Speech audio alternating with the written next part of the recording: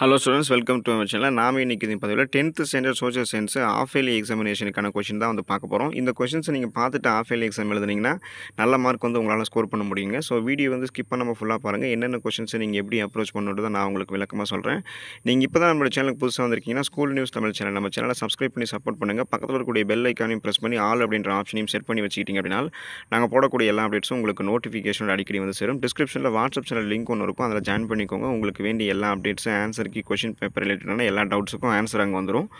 இப்போ வாங்க வீடியோக்குள்ளே போய்டுவோம். 10th ஸ்டாண்டர்ட் சோஷியல் சயின்ஸை பொறுத்த வரைக்கும் 1 மார்க்கில் நம்ம ஈஸியாக வந்து ஸ்கோர் பண்ண முடியும். அதனால் நீங்கள் இந்த ஸ்க்ரீனில் தெரியக்கூடிய எல்லா கொஷின்ஸுமே வந்து படிச்சிருக்கீங்களான்னு பார்த்துக்கோங்க. உங்களுக்கு வந்து ஈஸியாக வந்து ஷோ பண்ணுற பாருங்கள். ஃபஸ்ட்டு கொஷின்லேருந்து 6th கொஷின் வரைக்கும் இப்போ உங்களுக்கு ஷோ பண்ணுறேன். இதுக்கான ஆன்சர்ஸ் எல்லாமே உங்களுக்கு வந்து 10th ஸ்டாண்டர்ட் சோஷியல் சயின்ஸில் தான் அந்த ஸ்கூல் புக் பேக்கில் தான் இந்த கொஷின்ஸ் எல்லாமே இருக்குது. அதனால் இதுக்கு ஆன்சரும் அங்கே தான் உங்களுக்கு பார்த்தீங்கன்னா அந்த ஸ்கூல் புக் பேக்கில் வந்து ஆன்சர்ஸ் வந்து ஸ்கூல் புக்குள்ளே இருக்கும். நீங்கள் பார்த்து படிச்சுக்கோங்க. நீங்கள் இதுக்கு முன்னாடி படிச்சிருப்பீங்க. அதனால் உங்களுக்கு என்னென்ன கொஷின்ஸ் மட்டும் நான் ஷோ பண்ணுறேன், பார்த்து நோட் பண்ணிக்கோங்க. ஃபஸ்ட்டு கொஷின்லேருந்து 6th கொஷின் வரைக்கும் நோட் பண்ணிக்கோங்க. அதை நோட் பண்ணிட்டீங்களா? அது இதுக்கப்புறம் பார்த்தீங்கன்னா 7th கொஷின்லேருந்து 13th அந்த கொஷின் வரைக்கும் உங்களுக்கு காட்டுறேன் பாருங்கள்.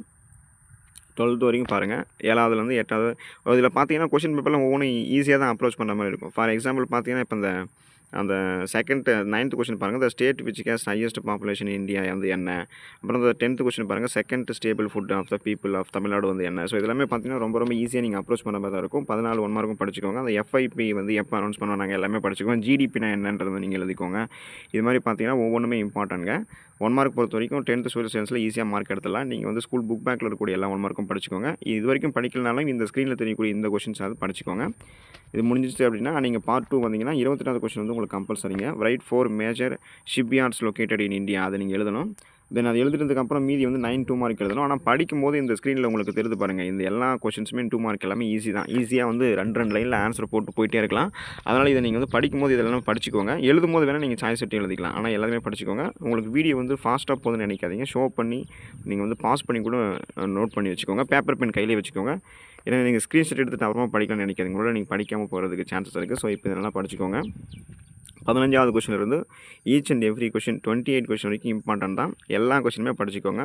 ஒவ்வொன்றுமே ஈஸியாக தான் இருக்கும். இதை நீங்கள் நோட் பண்ணிட்டீங்களா? நோட் பண்ணிட்டதுக்கப்புறம் பார்த்தீங்கன்னா பார்ட் 3 வந்தீங்கன்னா நீங்கள் 48வது கொஷின் வந்து கம்பல்சரி எழுதணும். 42வது கொஷின் என்ன இருக்குது? பிளேசஸ் இந்தியா மேப்பில் குறிக்கணும். வேதாரண்யம், ஜான்சி, மெட்ராஸு, ஜாலியன் வாலாபாக்கு, பாம்பே இது குறிக்கணும். அதுக்கப்புறம் பார்த்தீங்கன்னா அந்த 41 கொஷின்லாம் பார்த்தீங்கன்னா காலக்கோடு தான் இருக்கும். 1910லேருந்து 1940 வரைக்கும். ஸோ இந்த மாதிரி ஈஸியான கொஷின்ஸ்லாம் எழுதலாம். இப்போ பாருங்கள், உங்களுக்கு மேலேருந்து நோட் பண்ணுற பாருங்க. 7 என்னது உங்களுக்கு வந்து அந்த 42 வந்து அதில் வந்து உங்களுக்கு கம்பல்சரி கொடுத்துருக்காங்களா? ஸோ அதை நீங்கள் நோட் பண்ணிட்டீங்க அப்படின்னா 10 5 மார்க்கில் நீங்கள் வந்து எல்லா கொஷினுமே படிச்சுக்கோங்க.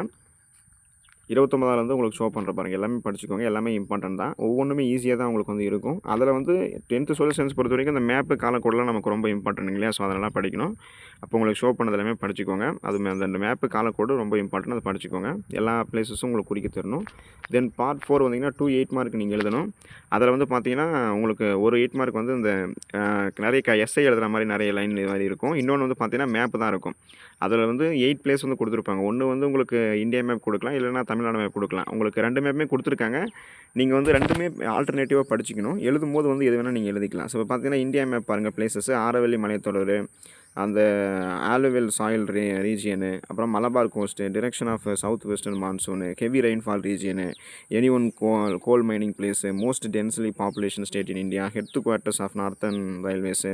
அப்புறம் தமிழ்நாடு மேப் பார்த்தீங்கன்னா நீலகிரிஸு, ஜவ்வாது மலை, river Thamirabarani, Mettur dam, coffee growing area, any one iron mining place, Ennore port துறைமுகம், சேலம் ஏர்போர்ட்டு, இது மாதிரி பார்த்தீங்கன்னா ஒவ்வொன்றுமே இம்பார்ட்டன்ட் தான். ஸோ 10th ஸ்டாண்டர்ட் சோஷியல் சயின்ஸில் 1 மார்க் படிக்கிறது, மேப்பு காலக்கோடெலாம் படிக்கிறது எல்லாமே ஈஸியாக நம்ம வந்து அதிலே மார்க் ஸ்கோர் பண்ணிடலாம். சம் 2 மார்க்கு இம்பார்ட்டன்ஸ் 5 மார்க் படித்தாலே போதுமானது. ஆனால் நீங்கள் இந்த ஸ்க்ரீனில் தெரியக்கூடிய எல்லா கொஸ்டின்ஸையும் படிச்சுக்கோங்க. அப்போ தான் நீங்கள் நல்ல மார்க் வந்து ஸ்கோர் பண்ண முடியும். All the best for your examination. Thank you students.